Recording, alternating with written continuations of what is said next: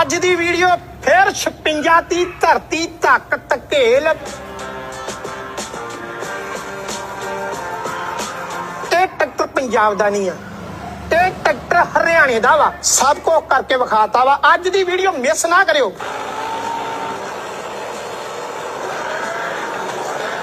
ਅੱਜ ਇਸ ਟਰੈਕਟਰ ਨੂੰ ਆਪਾਂ ਹਰ ਇੱਕ ਇੰਪਲੀਮੈਂਟ ਤੇ ਚਲਾਇਆ ਤੇ ਪੂਰੀ ਧੁੱਕੀ ਕੱਢ ਕੇ ਚਲਾਇਆ।